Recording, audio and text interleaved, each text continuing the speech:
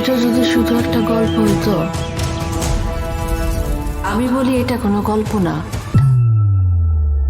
সারা বিশ্ব আজ K drama আর বলিউড নিয়ে মাতোয়ারা, কিন্তু বাংলার গ্রাম্য মরমী গল্পের জাদুকরি হাতছানি কেন তাদের চোখের আড়ালে? অথচ বাংলাদেশ এখন গল্পের এক স্বর্ণ খনির ওপর দাঁড়িয়ে আছে।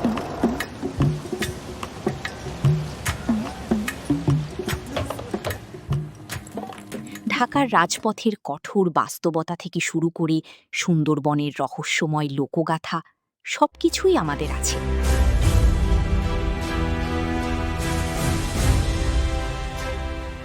কিন্তু যখন আমাদের প্রতিবেশী দেশগুলো কোটি কোটি ডলারের বৈশ্বিক স্ট্রিমিং ডিল করছে, ঢালিউড তখন এই ডিজিটাল যুদ্ধে পিছিয়ে পড়ছে।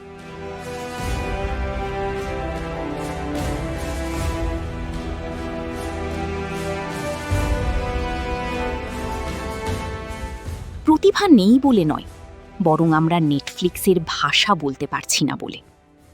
আজ আমরা ভেঙে দেখাবো সেই কারিগরি এবং প্রশাসনিক দেয়ালগুলো, যা বাংলাদেশি সিনেমাকে অন্ধকারের আড়ালে আটকে রেখেছে।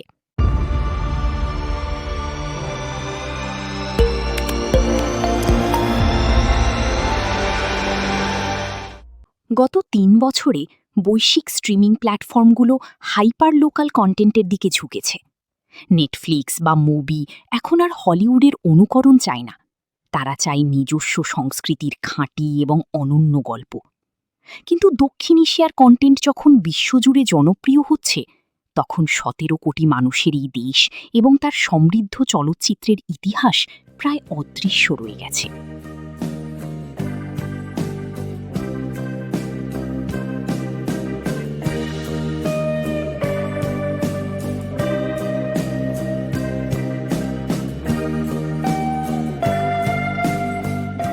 এই ট্র্যাজেডি কিন্তু দূরদর্শিতার অভাব নয়, এটি একটি অদ্ভুত বৈপরীত্য। আমাদের গল্পগুলো যত বেশি খাঁটি হচ্ছে, বৈশ্বিক প্ল্যাটফর্মের বোর্ডরুম থেকে সেগুলো যেন ততটাই দূরে সরে যাচ্ছে। কেন এমন হচ্ছে তা বুঝতে হলে আমাদের পর্দার ছবির আগে পর্দার পিছনের নথিপত্রের দিকে তাকাতে হবে। প্রথম বাধাটি শৈল্পিক নয়, বরং প্রশাসনিক।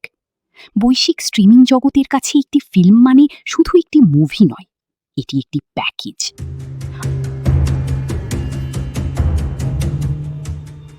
আমাদের নির্মাতারা ক্যামেরার কাজে ওস্তাদ হলেও আন্তর্জাতিক মানের পিচ টেক এবং প্রফেশনাল লুকবুক তৈরিতে আমাদের ইন্ডাস্ট্রি অনেক পিছিয়ে। লন্ডন বা লস অ্যাঞ্জেলিসের সিদ্ধান্ত গ্রহণকারীরা কাজ করেন টেকনিক্যাল বাইবেলের ওপর ভিত্তি করে। যখন একটি চমৎকার গল্প সঠিক কারিগরি কাঠামো ছাড়া তাদের কাছে পৌঁছায়, তখন সেটি দেখার আগেই বাতিল হয়ে যায়।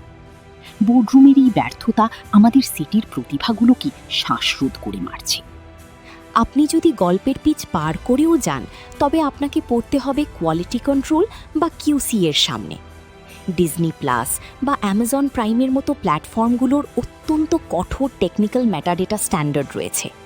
আমরা এখানে ডলবি অ্যাটমস সাউন্ড মিক্সিং এবং 4K HDR কালার গ্রেডিং পাইপলাইনের কথা বলছি। বর্তমানে ঢাকায় এই মানের পোস্ট প্রোডাকশন সুবিধাসম্পন্ন প্রতিষ্ঠানের সংখ্যা খুবই নগণ্য।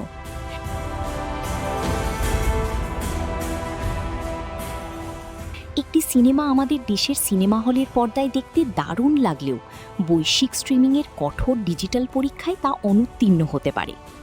ডিজিটাল ফার্স্ট অবকাঠামো ছাড়া আমাদের সিনেমা ঐতিহ্যের কোনো ডিজিটাল ভবিষ্যৎ নেই। তাহলে ভারত বা দক্ষিণ কোরিয়া কেন সফল হলো আর আমরা কেন পারলাম না? এর উত্তর হলো আন্তর্জাতিক ডিস্ট্রিবিউশন নেটওয়ার্ক। এই দেশগুলো কয়েক দশক ধরে একটি শক্তিশালী পাইপলাইন তৈরি করেছে, যেখানে দক্ষ সেলস এজেন্ট এবং ফেস্টিভ্যাল স্ট্র্যাটেজিস্টরা সাংস্কৃতিক কূটনীতিক হিসেবে কাজ করেন। বাংলাদেশ বর্তমানে নিজের সীমান্তের ভেতরেই আটকা পড়ে আছে। আমাদের সেই বিশেষজ্ঞ মিডলম্যান বা মধ্যস্থতাকারীদের অভাব রয়েছে, যারা কান বা সানড্যান্সের মতো বড় উৎসবগুলোতে আমাদের সিনেমা নিয়ে যেতে পারেন, যা মূলত মুভির মতো স্ট্রিমিং সাইটগুলোর প্রধান শিকার ক্ষেত্র। আমরা যদি এখনই পদক্ষেপ না নিই, তবে আমাদের এই অনন্য সাংস্কৃতিক কণ্ঠস্বর ডিজিটাল যুগ থেকে স্রেফ হারিয়ে যাবে। তবে উত্তরণের পথ আছে। ১. কো প্রোডাকশন চুক্তি। কারিগরি সম্পদ এবং ডিস্ট্রিবিউশন নেটওয়ার্ক শেয়ার করার জন্য আমাদের আন্তর্জাতিক হাউসগুলোর সাথে অংশীদারিত্ব করতে হবে। 2. Archival digitisation. আমাদের পুরনো সিনেমাগুলোকে নষ্ট হয়ে যাওয়া সেলুলয়েড থেকে উদ্ধার করে 4K মেটাডেটা ফরম্যাটে রূপান্তর করতে হবে। 3. Professional subtitling. আমাদের আক্ষরিক অনুবাদের বাইরে বেরিয়ে এসে সাবটাইটেলকে এমনভাবে তৈরি করতে হবে যেন সাও পাওলো বা সিউলের একজন দর্শকও আমাদের মরমী গল্পগুলো অনুভব করতে পারেন। ঢালিউডের সবচেয়ে বড় ট্র্যাজেডি প্রতিভার অভাব নয়, এটি বোর্ডরুমের চরম ব্যর্থতা। যখন আমাদের পরিচালকরা ঢাকার কাঁচা এবং রূঢ় নগর জীবনকে ক্যামেরায় বন্দি করছেন, তখন স্ট্যান্ডার্ড পিচটেক এবং বৈশ্বিক ডিস্ট্রিবিউশন নেটওয়ার্কের অভাব আমাদের আন্তর্জাতিক সম্ভাবনাকে নষ্ট করে দিচ্ছে। আমাদের কাছে কাঁচামাল আছে, দর্শকদের ক্ষুধা আছে, কিন্তু ঢালিউডকে যদি টিকে থাকতে হয় এবং সফল হতে হয়, তবে আমাদের শেকড়ের গল্পের সাথে বৈশ্বিক স্ট্রিমিংয়ের আধুনিক ব্যবসার সেতুবন্ধন করতে হবে। শুধু সিনেমা বানানোর সময় এখন শেষ, এখন সময় একটি আন্তর্জাতিক মানের ইন্ডাস্ট্রি গড়ে তোলার।